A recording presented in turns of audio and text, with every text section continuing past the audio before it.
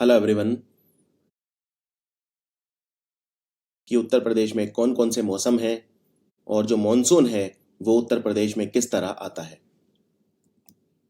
इससे पहले उत्तर प्रदेश के बारे में बताऊं, हमें ये पता होना चाहिए कि जो दुनिया है हमारी उसमें किस तरह की क्लाइमेट होती है। अगर हम लोकेशन की बात करें, ये है हमारा पूरी दुनिया का नक्शा। और आप जानते हैं कि भारत से भूमध्य रेखा यानी कि इक्वेटर पास नहीं होता। सो भारत के नीचे से गुजरता है इक्वेटर। तो ये वाली जो लाइन है जिसे हम 0 डिग्री लैटिट्यूड बोलते हैं, ये है इक्वेटर। तो भारत में जो भारत से पास होती है लाइन वो है 23.5 डिग्री की लाइन, जिसे हम कर्क रेखा बोलते हैं। ये वाली जो लाइन है ये है 23.5 डिग्री नॉर्थ, 23.5 डिग्री नॉर्थ, जिसे हम कर्क रेखा यानी कि ट्रॉपिक ऑफ कैंसर बोलते हैं। जो एरियाज 0 डिग्री के आसपास हैं, यानी कि ये वाले एरिया पूरी दुनिया में, यानी जो एकदम भूमध्य रेखा के ऊपर है, थोड़ा आसपास या ऊपर, वहां पे जो क्लाइमेट होती है, वहां पे जो जलवायु होती है उसे बोलते हैं उष्ण कटिबंध। उष्ण कटिबंध यानी कि जो सूरज है, आप जानते हैं सूरज की जो रोशनी है, सूरज की जो किरणें हैं वो सीधी पड़ती हैं इस एरिया में, और फिर जैसे जैसे आप ऊपर जाएंगे वो तिरछी होती जाती हैं। अब जहां सीधी पड़ती हैं तो वो सबसे गर्म होगा। इसीलिए जो भूमध्य रेखा के आसपास के इलाके हैं जहां उष्ण कटिबंध जलवायु है, यहां पे जो टेम्परेचर है काफी ज्यादा रहता है, यानी कि हाई टेम्परेचर। पूरे दिन यहाँ पे गर्मी रहती है, और पूरे दिन गर्मी रहने की वजह से यहाँ पे जो जल संसाधन है उनमें वाष्पीकरण होता है, यानी कि उनमें पानी का इवेपोरेशन होता है, पानी भाप में बदल जाता है इतनी गर्मी होने की वजह से। और इसीलिए शाम को 4 बजे के आसपास हर रोज वहां पे बारिश होती है। अब यहाँ पे टेम्परेचर भी ज्यादा है और बारिश भी ज्यादा है, सूर्य की रोशनी भी ज्यादा है, इसलिए यहाँ पे पाए जाते हैं वर्षावन। बहुत ही घने जंगल होते हैं जिन्हें वर्षावन बोलते हैं या ट्रॉपिकल रेन फॉरेस्ट बोलते हैं। उष्ण कटिबंध जो क्षेत्र है इसको ट्रॉपिकल क्षेत्र भी बोलते हैं। ट्रॉपिकल, यहाँ पे जो टेम्परेचर है पूरे साल एक जैसा रहता है। जो सर्दियां हैं वो ना के बराबर होती हैं, और पूरे साल यहाँ पे गर्मी रहती है। टेम्परेचर 40 डिग्री से ज्यादा रहता है, कई बार तो 48-49 डिग्री तक पहुंच जाता है। और पूरे साल बारिश होती है यहाँ पे शाम के वक्त, क्योंकि जो पूरे दिन गर्मी ज्यादा रहती है तो उससे पानी भाप बन जाता है। और यहाँ पे उष्ण कटिबंधीय वर्षावन यानी ट्रॉपिकल रेन फॉरेस्ट पाए जाते हैं। यहाँ कौन कौन से इलाके आते हैं इस एरिया में? जैसे ये यहाँ पे जो जंगल हैं इन्हें बोलते हैं अमेजोन के जंगल, दक्षिण अमेरिका में अमेजोनियन रेन फॉरेस्ट। ये जो अफ्रीका में है इन्हें बोलते हैं कॉन्गो, कॉन्गो के वर्षावन, अमेजोन के वर्षावन। ये सब एग्जाम्पल है ट्रॉपिकल रेन फॉरेस्ट के, यानी कि सबसे ज्यादा गर्मी वाले इलाके होते हैं ट्रॉपिकल या उष्ण कटिबंध इलाके। पर क्या भारत इक्वेटर के पास आता है? भारत इक्वेटर से भूमध्य रेखा से ऊपर है।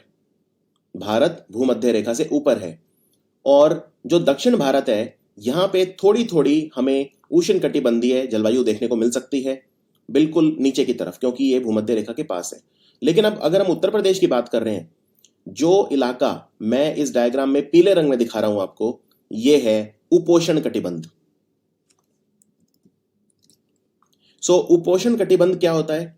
उपोष्ण कटिबंध में जो सूर्य की किरणें हैं वो एकदम सीधी तो नहीं जाती, थोड़ी सी तिरछी जाती हैं, यानी ये उससे कम गर्म होता है, उससे कम गर्म होता है उपोष्ण कटिबंध। इसलिए हम इसे सब ट्रॉपिकल बोलते हैं। सब ट्रॉपिकल। यहां पे थोड़ी बहुत सर्दियां होती हैं, बहुत ज्यादा नहीं होती, पूरे साल गर्मी ही रहती है, लेकिन थोड़ी सी सर्दियां हो सकती हैं। लगभग 3 महीने के आसपास सर्दियों का मौसम रहता है और 9 महीने यहाँ पे गर्मियों का मौसम रहता है। तो अगर हम उत्तर प्रदेश की बात करें तो क्या उत्तर प्रदेश में उष्ण कटिबंध जलवायु है कि उपोष्ण कटिबंध? आंसर है उपोष्ण कटिबंध। लेकिन याद रखिए, जो उपोष्ण कटिबंध होता है ये उष्ण कटिबंध का ही एक प्रकार है, यानी कि सब ट्रॉपिकल जो है ये ट्रॉपिकल का ही एक प्रकार है। तो अगर आपको एग्जाम में क्वेश्चन आए और वहां पे 4 विकल्प में आपको उपोष्ण कटिबंध ना दिया हो और उष्ण कटिबंध दिया हो तो आप उष्ण कटिबंध भी मार्क कर सकते हैं, लेकिन जो सही आंसर है वो है उपोष्ण कटिबंध। तो उत्तर प्रदेश का मौसम है उपोष्ण कटिबंध और साथ साथ मानसूनी भी है, क्योंकि पूरी तरह से उत्तर प्रदेश निर्भर है मानसून पे। इसके अलावा उत्तर प्रदेश जो है, यहाँ पे हमने देखा है कि इसके अलग अलग तरह के जो है वो स्थान हैं। जो उत्तर प्रदेश का सबसे उत्तर का स्थान है वो जो शिवालिक से लगता है, भाबर और तराई वाला इलाका है, जो थोड़ा सा ऊंचा है, ऊंचाई पे है। उसके बाद बीच वाला जो इलाका है गंगा का मैदान, वो थोड़ा नीचे की तरफ है। और फिर दक्षिण का पठार वाला जो इलाका है वो भी ऊंचाई की तरफ है। सोनभद्र वाला, ललितपुर वाला जो इलाका है, मिर्जापुर वाला जो इलाका है, यानी उत्तर प्रदेश में विभिन्न विभिन्न विभिन्न विषमताओं और स्थानों की भिन्न भिन्न ऊंचाइयों के कारण जलवायु में थोड़े थोड़े परिवर्तन मिल सकते हैं। समुद्र तल से अलग अलग जो हाइट पे भिन्न भिन्न ऊंचाइयों पर उत्तर प्रदेश के इलाके हैं, तो उसमें थोड़ी बहुत जो है लोकल वेरिएशन मिल सकते हैं, लेकिन मोटे तौर पर यहाँ की जो वातावरण है, यहाँ का जो जलवायु है वो है उपोष्ण कटिबंधीय मानसूनी। अब ये जो क्षेत्र हैं, ये आप देख सकते हैं कि ये थोड़े से जिसे कहते हैं अलग हैं, भूमध्य रेखा से दूर हैं थोड़े। क्या मैं ये बोल सकता हूं कि ये जो क्षेत्र हैं ये कर्क रेखा के आसपास के इलाके हैं, यानी कर्क रेखा से ऊपर और नीचे। और अगर मैं दक्षिण ध्रुव की बात करूं जो हमारी भूमध्य रेखा के नीचे, तो ये मकर रेखा है। 23.5 डिग्री जो नॉर्थ है उसे बोलते हैं कर्क रेखा, यानी ट्रॉपिक ऑफ कैंसर। और जो 23.5 डिग्री साउथ है उसे बोलते हैं ट्रॉपिक ऑफ कैप्रिकॉन, यानी कि मकर रेखा। तो कर्क रेखा के आसपास वाले इलाके और मकर रेखा के आसपास वाले जो इलाके हैं वहां पे मिलती है उपोष्ण कटिबंधीय जलवायु। उत्तर प्रदेश को मुख्यतः 2 जलवायु प्रदेशों में विभाजित किया गया है। सबसे पहला आर्द्र एवं उष्ण प्रदेश, दूसरा साधारण आर्द्र एवं उष्ण प्रदेश। उष्ण मतलब तो हमने देख लिया है गर्म होता है, और आर्द्र मतलब होता है गीला गीला। अब एक शब्द होता है आर्द्र भूमि। आर्द्र भूमि किसको बोलते हैं? वेटलैंड। जो गीले इलाके होते हैं उन्हें बोलते हैं आर्द्र भूमि। सबसे पहले आर्द्र एवं उष्ण प्रदेश वो इलाके हैं जहां पे जो औसत वर्षा है वो काफी ज्यादा है। तो इसमें तराई क्षेत्र है। तराई क्षेत्र में जो वर्षा है काफी ज्यादा है, 120 से 180 सेंटीमीटर वार्षिक वर्षा। तथा पूर्वी उत्तर प्रदेश जैसे गोरखपुर वगैरह जो एरिया है वहां पे 100 से 120 सेंटीमीटर तक औसत वार्षिक वर्षा है। ये पूर्वी उत्तर प्रदेश और तराई क्षेत्र में वर्षा इतनी ज्यादा क्यों होती है, ये मैं आगे आपको बताऊंगा। दूसरा है साधारण आर्द्र एवं उष्ण प्रदेश। इसके तहत जो ये भी गीले इलाके हैं लेकिन उतने नहीं है, उतनी ज्यादा वर्षा यहां नहीं है। यहां पे जो औसत वर्षा है वो है सिर्फ 80 से 100 सेंटीमीटर। पश्चिम मैदानी क्षेत्र और बुंदेलखंड के पठारी और पहाड़ी प्रदेशों में वर्षा की मात्रा कम पाई जाती है। बुंदेलखंड में वर्षा कम होती है, पठारी जो क्षेत्र है उत्तर प्रदेश का वहां पे वर्षा कम होती है। इसका कारण है कि प्रदेश में पूरब से पश्चिम और उत्तर से दक्षिण जाने पर आर्द्रता की मात्रा घटती जाती है। और ये क्यों घटती है, इसके लिए हमें एक मैप देखना पड़ेगा और हमें डिटेल में ये समझना पड़ेगा कि मॉनसून भारत में किस प्रकार आता है और मॉनसून है क्या। देखिए क्या होता है, जब गर्मी का समय होता है, यानी कि मैं बात कर रहा हूं जून के आसपास, सबसे ज्यादा गर्मी जून में होती है। जून जुलाई ये जो समय है भारत में, इस वक्त जो पूरा भारत है, मई भी ले लेते हैं इसके अंदर, पूरा भारत हो गया है गर्म। पूरा भारत कैसा हो गया है? गर्म। आप ये तो मानते हैं कि जो समुद्र होता है और जो जमीन होती है, इसमें जल्दी गर्म क्या कौन सा होता है? अगर मान लो सूरज की किरणें पड़ रही हैं तो सबसे जल्दी गर्म क्या होगा, समुद्र या जमीन? जल्दी गर्म होती है जमीन, क्योंकि समुद्र जो है उसमें पानी का मंथन होता रहता है। अगर पानी ऊपर गर्म हो जाता है, नीचे वाला जो है लहरें चलती हैं, उस वजह से पानी आपस में मिक्स होता रहता है, उसका मंथन होता रहता है, तो समुद्र को गर्म करना आसान नहीं है। यानी कि जमीन ज्यादा गर्म हो जाती है और समुद्र कम गर्म होता है। इस वजह से जमीन के ज्यादा गर्म होने से जमीन पे हवा का जो दबाव है वो कम हो जाता है। ये क्यों होता है, चलिए इसको ऐसे समझते हैं।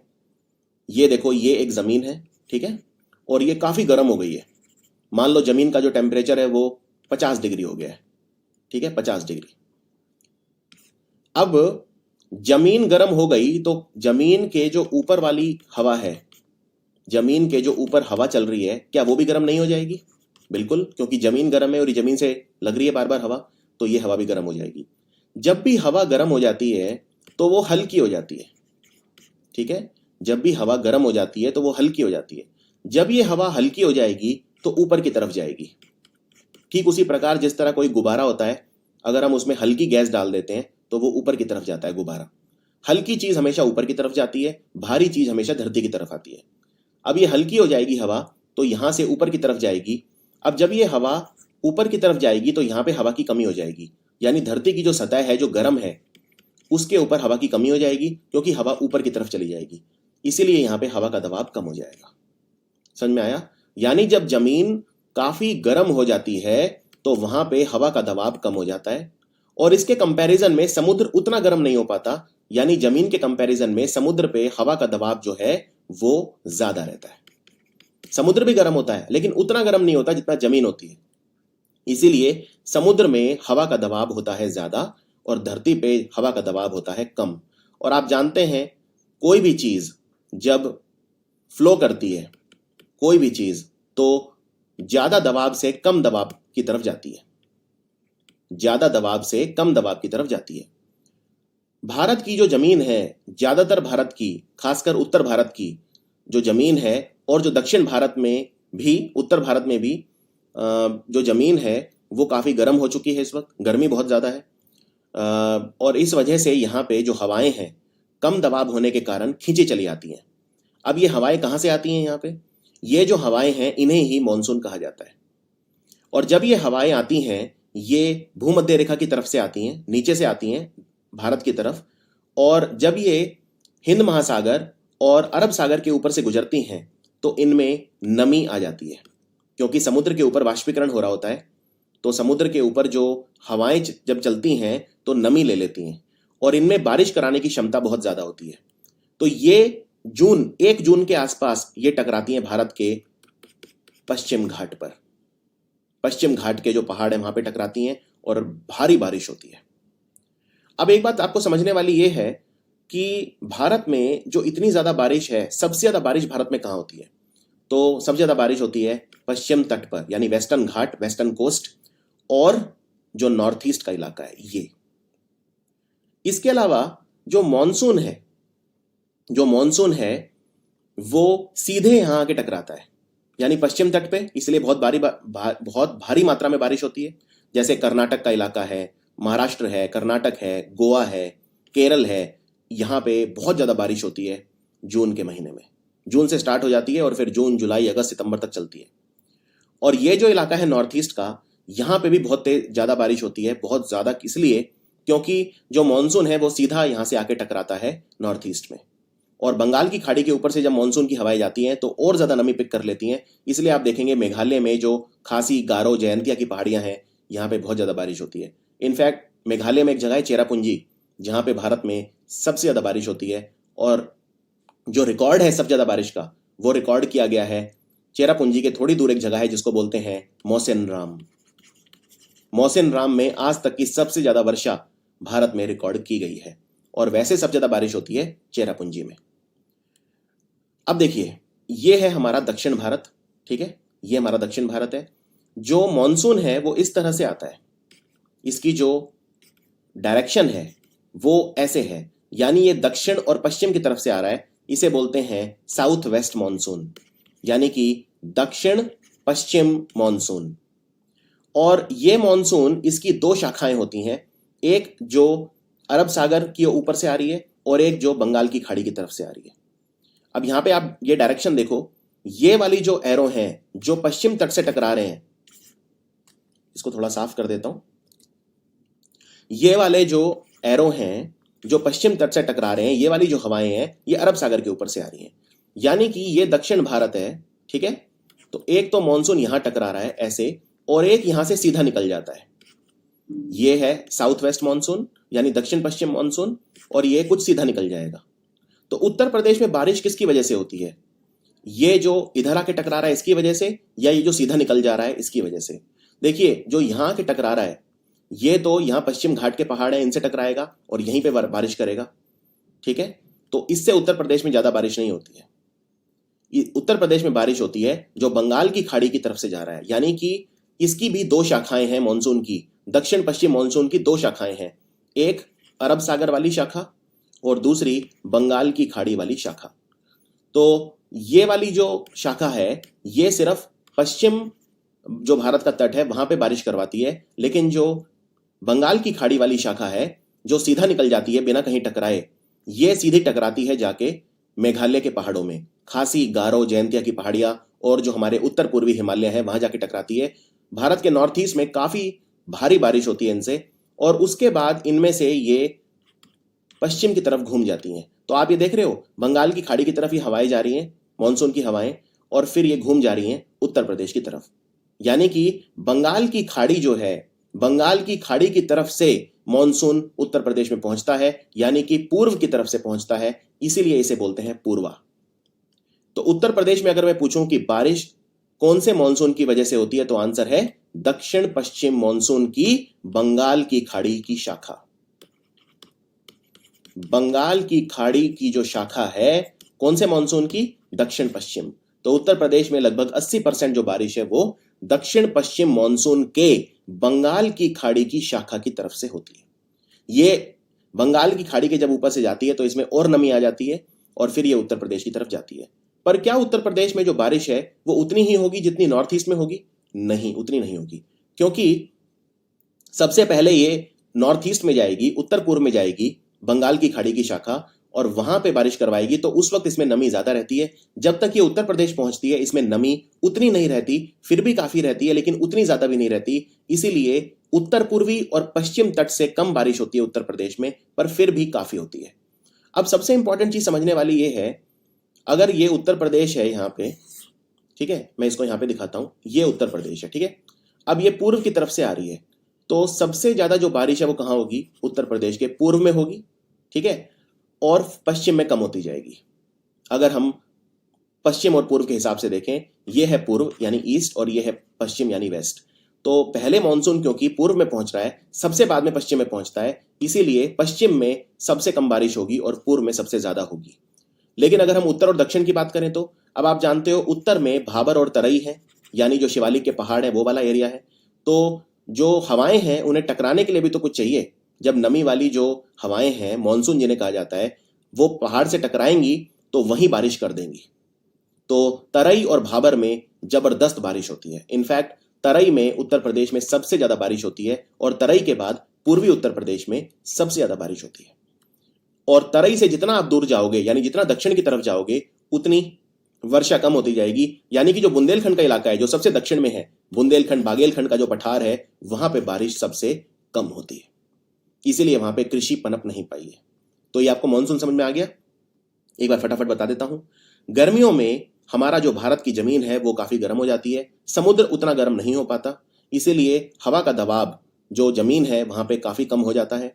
इस वजह से जो मानसून है वो समुद्र से जमीन की तरफ आती है, और जमीन की तरफ जब आती है तो ये इसकी जो दिशा है वो है साउथ वेस्ट यानी दक्षिण पश्चिम। दक्षिण पश्चिम से आती है, उसको बोलते हैं दक्षिण पश्चिम मानसून।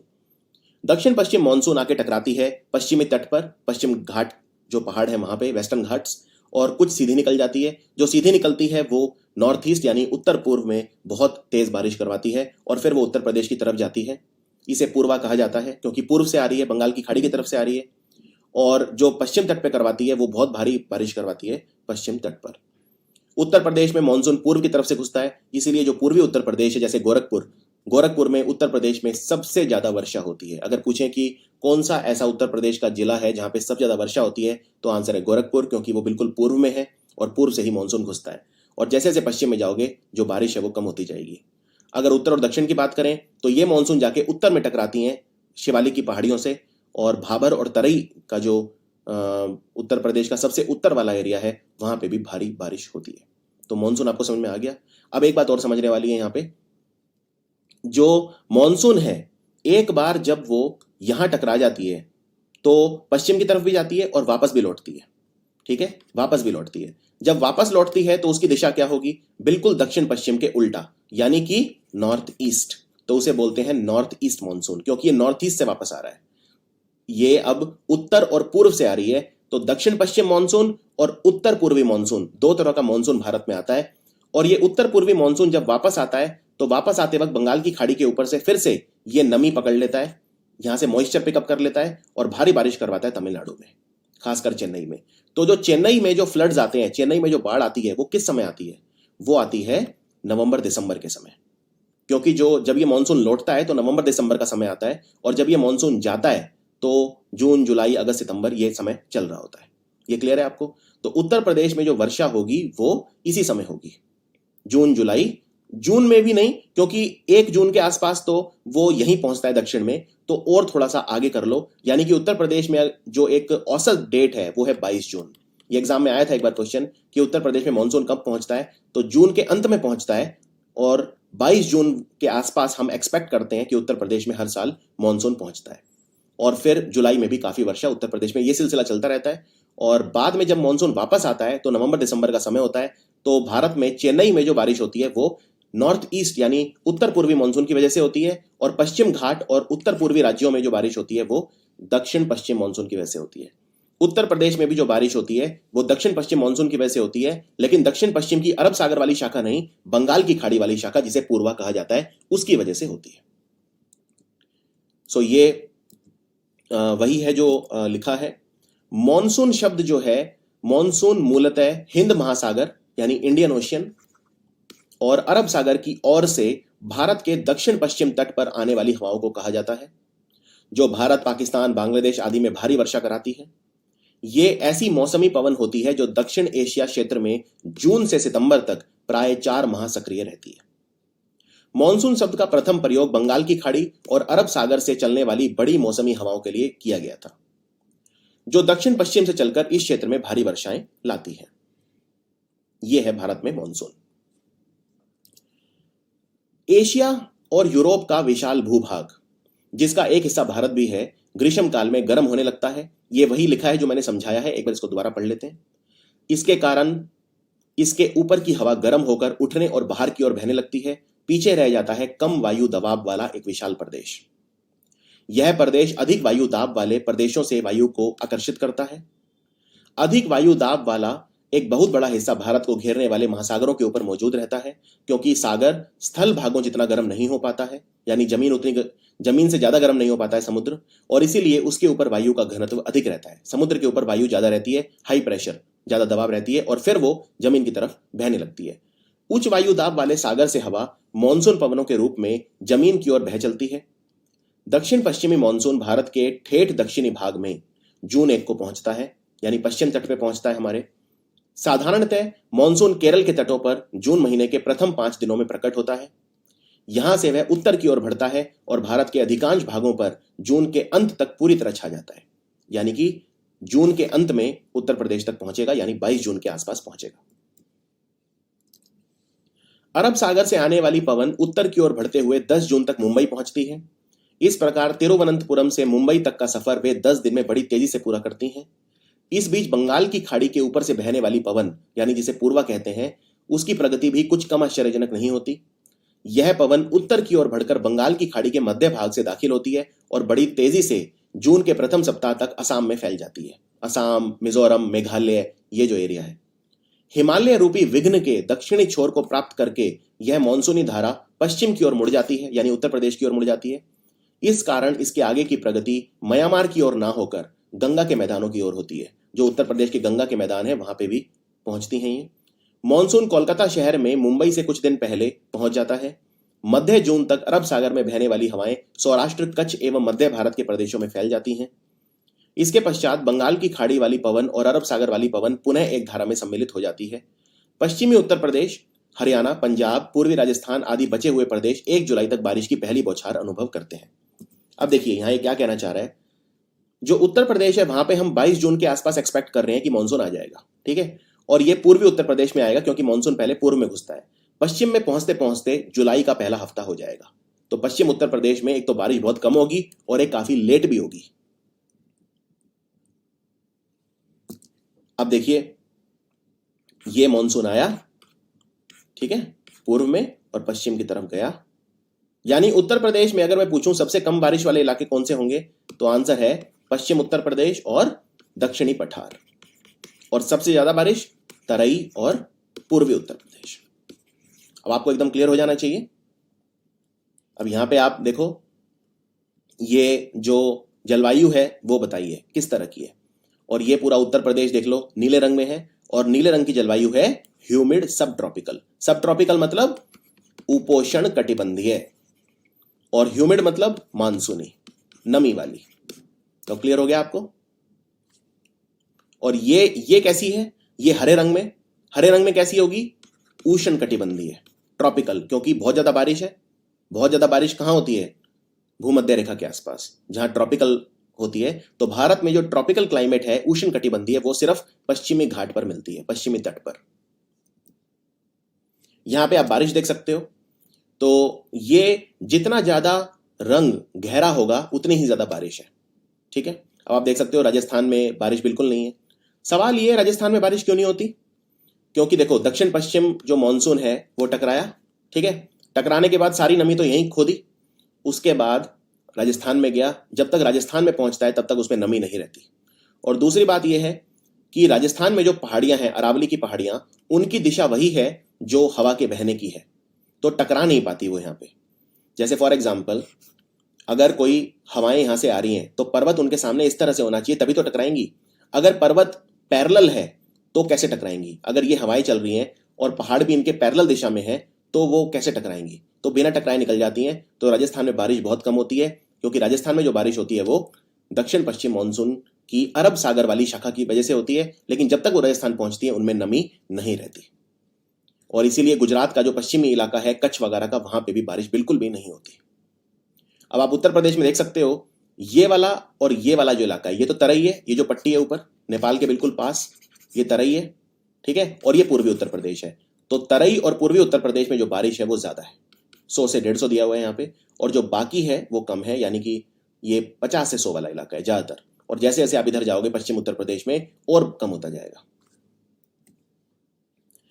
तो सबसे ज्यादा और सबसे कम वर्षा वाले जिले कौन से हैं? सबसे ज्यादा वर्षा होती है गोरखपुर में लगभग 184 सेंटीमीटर, और सबसे कम होती है मथुरा में 54.4 सेंटीमीटर। तराई क्षेत्र में सबसे ज्यादा बारिश होती है उत्तर प्रदेश में 150 सेंटीमीटर, क्योंकि यहाँ पे जो पहाड़ है, शिवालिक के पहाड़, वहां से मानसून टकराती है जाके, और तराई में काफी भारी वर्षा होती है। इसीलिए तराई में एक और कारण है कि दलदली रहता है ये इलाका, काफी ज्यादा मिट्टी में नमी पाई जाती है, काफी यहाँ पे पानी रहता है, तो गन्ना और जो चावल है उसकी खेती के लिए ये अनुकूल है। और फिर मैंने जैसा बताया, मानसून घुसती है उत्तर प्रदेश में पूर्वी मैदान में, तो पूर्वी मैदानी क्षेत्र में दूसरे नंबर पे सबसे ज्यादा बारिश होती है 112 सेंटीमीटर। फिर मध्यवर्ती मैदान क्षेत्र 94, जैसे जैसे पश्चिम की तरफ जाओगे, यानी पश्चिम मैदानी क्षेत्र 84, और दक्षिण पहाड़ी पठारी क्षेत्र में 91। यानी आप देख सकते हो पश्चिम उत्तर प्रदेश और दक्षिणी पहाड़ी पठारी क्षेत्र यानी बुंदेलखंडी क्षेत्र में बारिश सबसे कम है। उत्तर प्रदेश की अगर हम औसत बारिश देखें तो वो है 95 सेंटीमीटर। उत्तर प्रदेश की जलवायु की बात करते हैं अब, यानी वहां पे ऋतुएं कौन कौन सी हैं। तो 3 ऋतुएं उत्तर प्रदेश में होती हैं मुख्यतः। ग्रीष्म ऋतु जो मार्च से मध्य जून तक होती है, फिर वर्षा ऋतु जो 22 जून के आसपास पहुंचती है, यानी मध्य जून से सितंबर तक, जून जुलाई अगस्त सितंबर, जून जुलाई अगस्त और सितंबर, ये 4 महीने बारिश होती है उत्तर प्रदेश में, और फिर शीत ऋतु जो अक्टूबर से फरवरी तक होती है। इसमें भी जो शीत ऋतु है तो वो ज्यादा जो शीत जो टेम्परेचर होता है वो सिर्फ दिसंबर और जनवरी में रहता है। वर्षा के इन 4 महीनों में जून से सितंबर तक कई बार पूर्वी उत्तर प्रदेश में, क्योंकि वहां पे बारिश ज्यादा है, तो बाढ़ का चांस भी रहता है। इसके कारण राज्य के पूर्वी हिस्से में फसल, जनजीवन व संपत्ति को भारी नुकसान पहुंचता है। ग्रीष्म ऋतु में उत्तर प्रदेश के दक्षिणी भाग में अधिक तापमान होने का प्रमुख कारण कर्क रेखा का नजदीक होना है। ग्रीष्म काल में प्रदेश में चलने वाली शुष्क हवाओं को लू कहा जाता है। याद रखिए, मई और जो जून के शुरू का महीना है, मई और जून का शुरू का हिस्सा उत्तर प्रदेश में ये हवाएं चलती हैं, और मानसून अभी भारत में नहीं आया। मानसून भारत में 1 जून को पहुंचता है, ठीक है, और उत्तर प्रदेश में 22 जून। तो उससे पहले ये हवाएं जो हैं इनमें नमी नहीं है, यानी सिर्फ ये गर्म हवाएं हैं, इनको लू कहा जाता है, और ये काफी लोगों की मृत्यु इनसे हो जाती है, क्योंकि इनसे आपकी बॉडी में डिहाइड्रेशन यानी पानी की कमी हो जाती है, इतनी गर्म होती हैं हवाएं, बुखार आ जाता है इससे, और जो वीकनेस आ जाती है, और कई लोग एक्सपायर भी हो जाते हैं, कई लोगों की डेथ हो जाती है। उत्तर प्रदेश में बंगाल की खाड़ी वाले मानसून को पूर्व के नाम से जाना जाता है। उत्तर प्रदेश में बंगाल की खाड़ी के मानसून का प्रवेश पूर्व तथा दक्षिण पूर्व दिशा से होता है। अब उत्तर प्रदेश में लगभग 80% जो बारिश है वो किससे होती है? दक्षिण पश्चिम मानसून की बंगाल की खाड़ी की शाखा से। अगर मैं बात करूं कि उत्तर प्रदेश में जून से सितंबर तक जो मानसून होता है, तो सबसे ज्यादा बारिश उत्तर प्रदेश में किस महीने में होती है? तो आंसर है जुलाई। दूसरे नंबर पे अगस्त, तीसरे नंबर पे सितंबर, और चौथे नंबर पे जून। ये है mean monthly rainfall. Mean monthly rainfall यानी कि जो औसत जो वर्षा होती है सबसे ज्यादा जुलाई में होती है, क्योंकि जून में तो समय ही बहुत कम होता है, 22 जून को तो पहुंचता ही है, तो सिर्फ एक हफ्ता बचता है। तो जुलाई में सबसे ज्यादा है, जून में सबसे कम है, फिर अगस्त और फिर सितंबर। अगर मैं जुलाई और अगस्त को ही मान लूं 2 महीनों को, तो लगभग 60% वर्षा उत्तर प्रदेश में सिर्फ जुलाई और अगस्त में होती है। अगर मैं प्रतिशत की बात करूं तो जुलाई में 28.3% और अगस्त में 26.5%, यानी उत्तर प्रदेश की संपूर्ण वर्षा का लगभग 60% जुलाई और अगस्त में होता है। अगर आप 28 और 26 को ऐड कर दोगे तो लगभग 60% हो जाएगा। तो लगभग 60% बारिश उत्तर प्रदेश में जुलाई और अगस्त के महीने में हो जाती है। सितंबर में होती है लगभग 18.4% और जून में 11.2%, यानी सबसे ज्यादा कब होती है? जुलाई, फिर अगस्त, फिर सितंबर और फिर जून। और कई बार क्या होता है, मार्च, अप्रैल और मई के महीने में प्री मानसून जो है, इसे भी अलग अलग नाम से जानते हैं। कई बार इन्हें काल बैसाख बोलते हैं, बंगाल वगैरह साइड में काल बैसाख बोलते हैं इन्हें मैंगो शावर भी कहा जाता है, मैंगो शावर। उसकी वजह से थोड़ी बहुत बारिश, क्योंकि बंगाल की खाड़ी में क्या है, कई बार चक्रवात आता है, कई बार साइक्लोन उठते हैं, उस वजह से प्री मानसून जो रेनफॉल है वो हो सकती है, लेकिन वो बहुत ही कम है, ना के बराबर है। सिर्फ उत्तर प्रदेश में 7% जो बारिश है वो प्री मानसून यानी बंगाल की खाड़ी में उठने वाले जो चक्रवात हैं उनकी वजह से होती है, मार्च, अप्रैल और मई के महीने में। और पोस्ट मानसून, जिन्हें वेस्टर्न डिस्टर्बेंसेस बोलते हैं, अक्टूबर, नवंबर और दिसंबर, ना के बराबर यानी 4.9% बारिश पोस्ट मानसून के खत्म हो जाने के बाद आती है सर्दियों में, जो कि गेहूं की फसल के लिए बहुत अच्छी रहती है, राबी क्रॉप के लिए, जिसे वेस्टर्न डिस्टर्बेंस बोलते हैं, वो मैं आगे समझाऊंगा। अब बात करते हैं उत्तर प्रदेश में ग्रीष्म ऋतु के बारे में। आप जानते हो कि जो कर्क रेखा ट्रॉपिक ऑफ कैंसर, तो सूर्य की कर्क रेखा 23.5 डिग्री नॉर्थ, सूर्य जैसे जैसे कर्क रेखा की ओर बढ़ता है वैसे ही उत्तर प्रदेश में तापमान में वृद्धि होनी शुरू हो जाती है, और जून में जो तापमान है अपने उच्चतम बिंदु तक पहुंच जाता है। यानी उत्तर प्रदेश का सबसे गर्म जो महीना है वो है जून का महीना। ग्रीष्म ऋतु में उत्तर प्रदेश का औसत अधिकतम तापमान 36 से 39 तक और औसत न्यूनतम तापमान 21 से 23 तक और औसत तापांतर 14 डिग्री सेल्सियस रहता है। औसत तापांतर मतलब अधिकतम और न्यूनतम में जो डिफरेंस है उसको बोलते हैं औसत तापांतर। इस ऋतु में कर्क रेखा के नजदीक होने के कारण इलाहाबाद, कानपुर, फतेहपुर, आगरा, बांदा, चित्रकूट, महोबा, झांसी, हमीरपुर, जालो, ललितपुर आदि बुंदेलखंडीय नगरों का तापमान 40 से 47 तक पहुंच जाता है, क्योंकि यह कर्क रेखा के नजदीक है। यह सारा वो इलाका है जो दक्षिण पठार वाला इलाका है, बुंदेलखंडीय इलाका है जो। इस ऋतु में विशेषकर मई जून महीने में पश्चिम हवाएं तीव्र हो जाती हैं, जिन्हें लू कहा जाता है। ये गर्म होती हैं और ये शुष्क होती हैं, आर्द्र नहीं होती, शुष्क होती हैं, क्योंकि अभी मानसून भारत में नहीं आया है। कभी कभी इन शुष्क हवाओं से समुद्री हवाएं मिल जाती हैं और परिणाम स्वरूप 100 से 115 किलोमीटर प्रति घंटा वेग से चलने वाली तूफान, धूल भरी आंधियां आती हैं। इस ऋतु में वर्षा बहुत कम होती है, जो लगभग 10 से 25 सेंटीमीटर तक सिर्फ होती है, जिसे हम प्री मानसून रेनफॉल कहते हैं। ग्रीष्म ऋतु उत्तर प्रदेश के बुंदेलखंड क्षेत्र में सर्वाधिक औसत तापमान पाया जाता है। इसका कारण इसका कर्क रेखा के अधिक निकट होना है। उत्तर प्रदेश के झांसी एवं आगरा जिलों में भी बहुत ज्यादा गर्मी पड़ती है, बहुत ज्यादा। झांसी और आगरा में गर्मी सबसे अधिक पड़ती है। उत्तर प्रदेश के बरेली में सबसे कम गर्मी पड़ती है, बरेली में। ग्रीष्म ऋतु में उत्तर प्रदेश में पश्चिम हवाएं तीव्र गति से चलती हैं, जिन्हें लू कहते हैं। वर्षा ऋतु की बात करते हैं अब। ग्रीष्म ऋतु हो गया। बंगाल की खाड़ी से उठने वाले मानसून जून के तृतीय चतुर्थ सप्ताह यानी 22 जून के आसपास उत्तर प्रदेश के पूर्वी तथा दक्षिण पूर्वी सिरे से प्रवेश करता है। इस मॉनसून का कुछ भाग वर्षा करते हुए सीधा पश्चिम निकल जाता है, लेकिन कुछ भाग उत्तर की ओर बढ़ता है और हिमालय से टकराकर वापस लौटता है। इस वापस लौटते मॉनसून से प्रदेश के तराई क्षेत्रों में, तराई क्षेत्र कौन सा है? सहारनपुर से लेकर कुशीनगर तक, पतली पट्टी के रूप में जो है सहारनपुर से कुशीनगर तक, उसमें खूब वर्षा होती है। इसीलिए उत्तर प्रदेश में तराई में सबसे ज्यादा बारिश होती है और तराई के बाद पूर्वी उत्तर प्रदेश में सबसे ज्यादा बारिश होती है। उत्तर प्रदेश में बंगाल की खाड़ी की मॉनसून को जाना जाता है पूर्वा के नाम से, और ज्यादातर जो 75 से 85%, आप एवरेज 80% मान सकते हो, जो बारिश है वो पूर्वा की वजह से होती है। जून से सितंबर तक होने वाली वर्षा के कारण उत्तर प्रदेश के पूर्वी हिस्से में बाढ़ जैसी समस्या उत्पन्न हो जाती है और गोरखपुर में सबसे ज्यादा बारिश होती है उत्तर प्रदेश में। अगर क्वेश्चन आए डायरेक्ट तो गोरखपुर, और गोरखपुर में वर्षा अवधि 56 दिनों तक है, यानी बारिश 56 दिनों तक होती रहती है। लेकिन पश्चिम उत्तर प्रदेश की बात करें, जहां पे बारिश सबसे कम होती है, तो वहां पे केवल 32 दिन ही बारिश होती है। उत्तर प्रदेश में जितनी भी बारिश होती है वर्षा ऋतु में 83% वर्षा ऋतु में होती है। इस ऋतु में, वर्षा ऋतु में, उत्तर प्रदेश का जो औसत उच्चतम तापमान है वो 32 से 34 और औसतन न्यूनतम तापमान 25 डिग्री रहता है।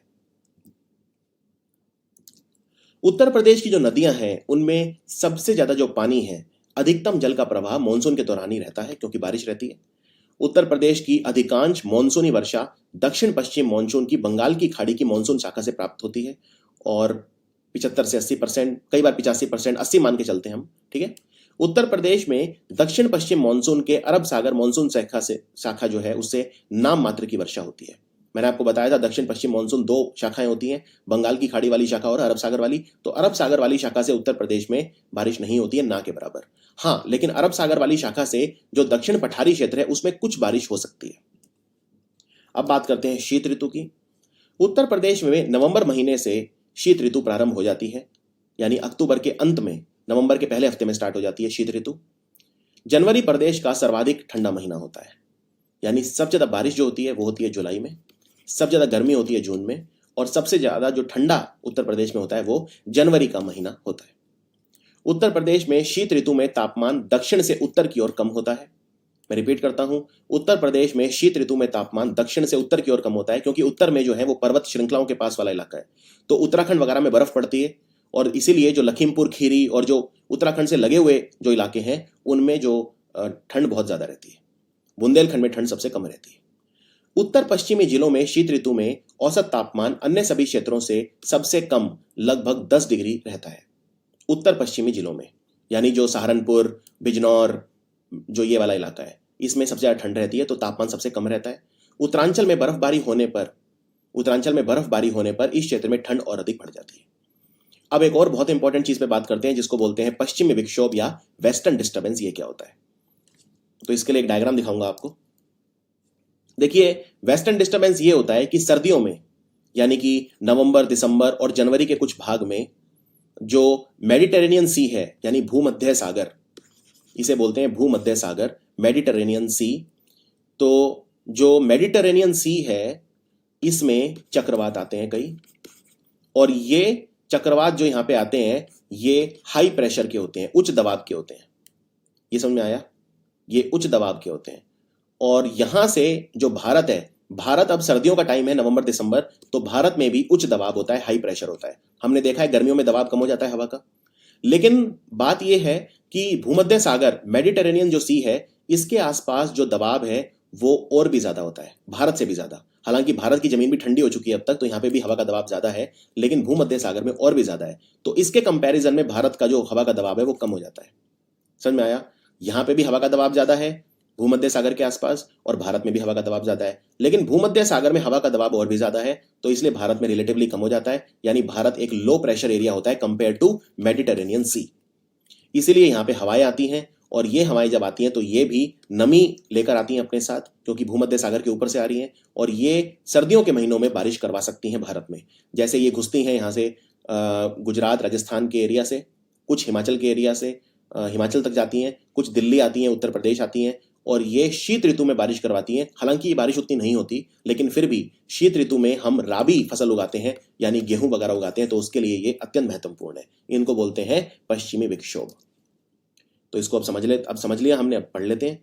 शीतकाल में भूमध्य सागरीय क्षेत्रों से उत्पन्न होने वाले चक्रवातों के पाकिस्तान के रास्ते भारत में प्रवेश करने से पश्चिम उत्तर प्रदेश में 10 सेंटीमीटर से अधिक वर्षा हो जाती है। किन महीनों में होती है ये दिसंबर जनवरी उस एरिया में, उस महीनों में होती है। किन एरियाज में होती है? पश्चिमी उत्तर प्रदेश में। अब इसकी जो दिशा है ये बिल्कुल उल्टी होगी।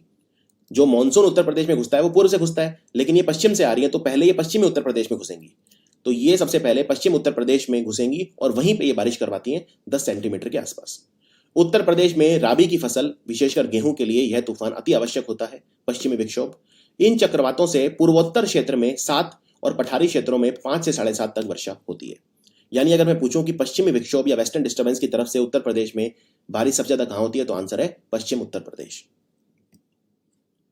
अब उत्तर प्रदेश का जो कुल क्षेत्रफल है, पूरा एरिया, उसमें नम भूमि यानी वेटलैंड, आर्द्र भूमि क्षेत्र का कितना प्रतिशत है? आंसर है 5.15%।